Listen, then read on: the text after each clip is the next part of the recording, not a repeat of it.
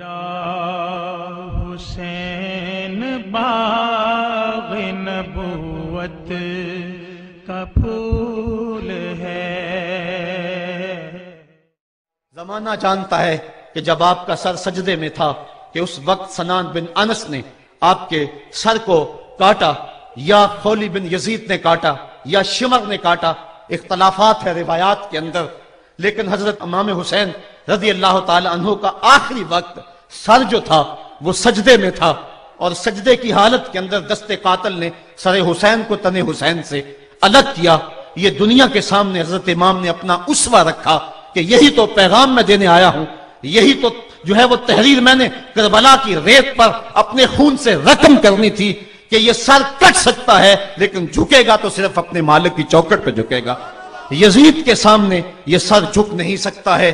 تو حضرت امام حمام رضی اللہ تعالیٰ عنہ نے کربلا کے تپتے ہوئے ریگزار میں جب 72-73 لاشیں خیموں کے سامنے پڑے تھے اور اتنے زخم کلیجے پہ تھے، راوی کہتا ہے کہ جب آپ کی قمیض اتاری گئی تو 113 سوراخ اس میں تیروں کے تھے، 33 زخم نیزوں کے تھے، 34 گھاؤ تلواروں کے تھے، اتنے زخم جسم کے اندر اور جسم چور ہے زخموں سے۔ لیکن حضرت امام حسین نے جب پیشانی سجدے میں رکھی تو آخری لفظ یہ تھے، اللہم رضن بقضائکا وصبرن علی بلائکا تسلیما لامرکا سبحان ربی العالی۔ مالک تیری تقدیر پہ راضی ہو گیا ہوں، مالک زخم سے پہ بھی میں مسکرا رہا ہوں، مالک تیری طرف سے جو دکھ آئے میں نے ان کو قبول کیا، جے سونا میرے دکھ وچ راضی تے میں سکھ نو چلے ڈاواں، مالک میں سب کچھ قبول کیا، حسین تیری رضا پہ راضی ہے، میرے مالک تو بھی بتا تو بھی حسین پہ راضی ہوا ہے کہ نہیں ہوا ہے۔ آواز آ رہی تھی اس پیاسے پر علی شیر خدا کو ناز ہے، اس نواسے پر محمد مصطفیٰ کو ناز ہے، اوروں نے بھی سجدہ کیا پر اس کا عجب انداز ہے، اس نے وہ سجدہ کیا جس پر خدا کو ناز ہے۔ اے حسین ابن علی تم پر سلام، نازش آل نبی تم پر سلام۔ آج لہجہ بھی دم توڑ رہا ہے اور سورج بھی درد غروب سے زرد ہو رہا ہے، وقت کے دامن میں گنجائش نہیں کہ میں اس مضمون کو چھیڑوں، آؤ ہم سلام کرتے ہیں۔ یہ سورج سامنے چمک رہا ہے، میں یہاں بیٹھا سوچ رہا تھا کہ ہم نے تو نہیں دیکھا، اے سورج دوپہر کا وہ منظر تم نے تو دیکھا تھا جب کربلا میں حسین کا سر کٹا تھا، جب گھر لٹا تھا، جب خیموں کو آگ لگی تھی، جب سکینہ رو رہی تھی، اور جب گھوڑا خالی پلٹا تھا اور سکینہ پوچھتی تھی گھوڑے تو خالی آ گیا ہے، حسین کہاں چھوڑ آیا ہے۔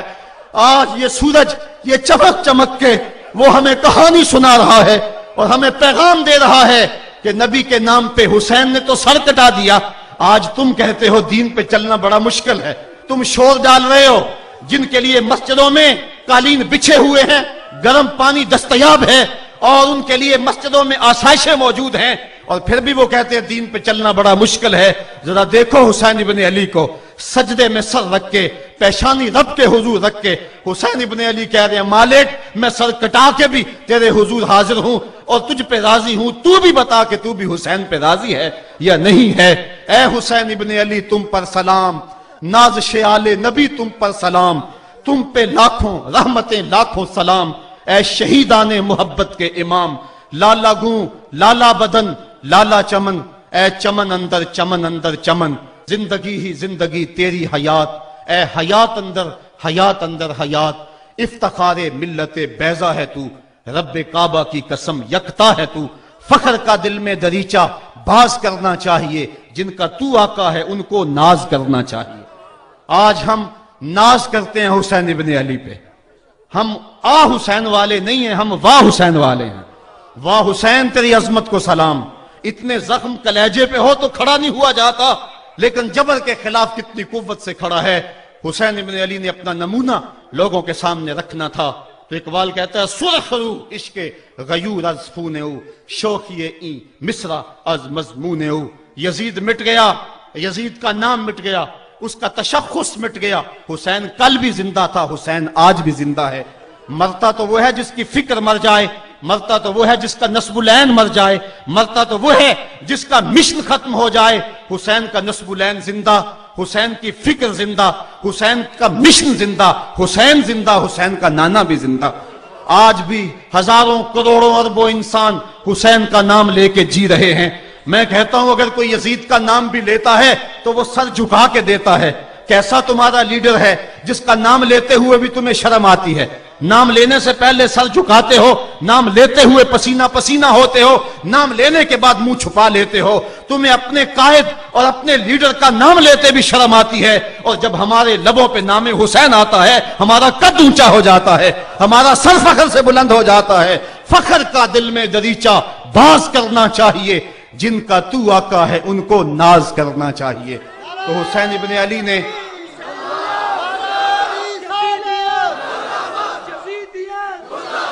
کسی نے کہا تھا کہ یہ دو شہزادوں کی جنگ تھی، تو کسی نے بڑا خوبصورت جواب دیا۔ اس نے کہا کربلا جنگ تھی اگر دو شہزادوں کی، قلم میں زور ہے تو لکھو حسین ہار گئے، لہجے میں تنتنا ہے تو لکھو حسین ہار گئے، انداز میں زور ہے تو کہو حسین ہار گئے۔ زمانہ کل بھی کہتا تھا، زمانہ آج بھی کہتا ہے، حسین کل بھی جیتا تھا، حسین آج بھی جیتا ہے۔ جب حضرت امام حسین رضی اللہ تعالیٰ عنہ کا سر انور کاٹ لیا گیا اور خولی بن یزید نے نیزے کی نوک پہ اس کو رکھا، ویسے رخ سر کا زمین کی طرف سے تھا، کسی نے کیا خوب کہا، باؤں کے سر نیزے پہ اور سوئے زمین ہے روح، یعنی سجدہ ثانی کی ہے آرزو۔ رکعت کے دو سجدے ہوتے ہیں، ایک سجدہ ہوا تھا کہ سر انور جدا کر لیا گیا، جب نیزے کی نوک پہ تھا سر تو رخ زمین کی طرف سے تھا۔ شاعر کہتا ذرا غور سے دیکھو سر حسین کیا کہہ رہا ہے، سر حسین کی پیشانی زمین کی طرف ہے، پیشانی میں دوسرے سجدے کی آرزو مچل رہی ہے۔ تو جب امام حسین کا سر خولی نے نیزے کی نوک پہ چڑھایا، اس نے تو یہ کہنا چاہا تھا کہ ہم فتح یاب ہوئے اور دیکھو ہم نے سر کاٹ لیا۔ کسی نے کہا ذرا غور سے دیکھو یہ تو سر کٹ کے بھی سر بلند ہے، یہ سر کٹ گیا پھر بھی سر بلندی نہیں گئی ہے، اس کا بانکپن پھر بھی نہیں گیا ہے۔ حسین کا سر کل بھی اونچا تھا، حسین کا سر آج بھی اونچا ہے، اس کا نام زندہ، اس کا پیغام زندہ، اس کی فکر زندہ۔ حضرت امام زین العابدین یہ کربلا کے وہ شخص ہیں جنہوں نے سارا منظر اپنی آنکھوں سے دیکھا تھا۔ اتنے دکھ کسی کو نہیں پہنچے جتنے زینب اور زین العابدین کو پہنچے ہیں۔ سب منظر کھلی آنکھوں سے دیکھا، 14 سال کی عمر ہے، بیمار ہیں، تاریخ بتاتی ہے اس کے بعد ساری زندگی حضرت زین العابدین نے ٹھنڈا پانی نہیں پیا، جب پانی پینے لگتے تڑپنے لگتے، کہتے مجھے سکینہ کی پیاس یاد آتی ہے، مجھے علی اصغر کا تڑپنا یاد آتا ہے، ساری زندگی پھر ٹھنڈا پانی نہیں پیا۔ حضرت امام زین العابدین نے یہ سارا منظر کھلی آنکھوں کے ساتھ دیکھا تھا، اور پھر آپ نے دمشق کے بازاروں میں بھی اور کوفے کی گلیوں کے اندر بھی سروں کا یہ قافلہ اپنی قیادت کے اندر جو ہے وہ گزارا تھا۔ جب یزید کے دربار کے اندر حضرت امام زین العابدین پہنچے تو یزید نے پہلے تو جو ہے وہ دکھ کا اظہار کیا۔ بعض لوگ یہاں سے یزید کی بریت کا اعلان کرتے ہیں۔ یہاں کسی نے بڑی خوبصورت بات کہی کہ قاتل کی پشیمانی مقتول کی اہمیت کو تو بڑھا سکتی ہے لیکن اس کے دامن سے قتل کے داغ کو نہیں دھو سکتی۔ تو اس نے یہ سب کچھ کیا، یہ بس اس کے ٹسوے تھے جو وہ بہانے لگا، لیکن بعد میں اس نے حضرت امام حسین رضی اللہ تعالی عنہ کے دانتوں کے اوپر جو ہے وہ چھڑی مارنا شروع کر دی۔ تو حضرت ابو برزہ اسلمی صحابی رسول وہاں موجود تھے، وہ کھڑے ہو گئے، اٹھ کے بدن کانپتا ہے ان کا، کہنے لگے ظالم ارفع قدیبہ کا، یہاں اپنی چھڑی ہٹا لے، میں نے اپنی ان آنکھوں سے دیکھا ہے کہ کان رسول اللہ صلی اللہ علیہ وسلم یل سے مہو، حضور نے ان ہونٹوں کو خود چوما ہے۔ تو یہ کہہ کہ آپ دربار سے نکل گئے اور روتے تھے اور آپ کے بدن پہ کپڑی بھی تاری تھی۔ بعد میں یزید نے کہا حضرت غلطی ہو گئی اور یہ میں نہیں چاہتا تھا، بتائیں آپ کی کوئی شرط ہو۔ تو آپ نے فرمایا میری 4 باتیں مان لو۔ ان 4 باتوں میں ایک بات یہ تھی کہ سر حسین اور سر شہیداں ہمارے سپرد کر دو تاکہ ہم کربلا جا کے ان کی تدفین کر سکیں۔ دوسری یہ تھا کہ ہمیں مدینہ حفاظت سے پہنچا دو۔ تیسری شرط یہ تھی کہ مجھے جو ہے وہ جمعے کا خطبہ دینے کی اجازت دو آج دمشق جامع مسجد کے اندر۔ چوتھی بات آپ نے یہ فرمائی کہ قاتلان حسین جو ہے وہ میرے سپرد کرو۔ اس نے کہا ہاں کون ہے قاتل حسین کا؟ لوگوں نے کہا خولی ہے۔ خولی نے کہا میں نے قتل نہیں کیا، یہ سنان بن انس نخی نے کیا ہے۔ سنان بن انس نخی کو کہا ہاں تو بتا، کہنے لگا میں قتل کیوں کرنا تھا، یہ تو شمر ذی الجوشن نے کیا ہے۔ شمر ذی الجوشن کو کہا تو بتا، کہنے لگا میں نے قتل نہیں کیا، میرا کون سا حسین نے کچھ بگاڑا تھا، قتل اس نے کیا ہے جس کی حکومت کو خطرہ تھا۔ تو یہ ہے وہ ہے قاتل حسین کا۔ اب یزید کہنے لگا تمہاری یہ شرط تو میں پوری نہیں کر سکتا، یہ بات تو پوری نہیں کر سکتا، اب خطبہ دے لو۔ اب حضرت امام زین العابدین خطبہ دینے کے لیے کھڑے ہوئے۔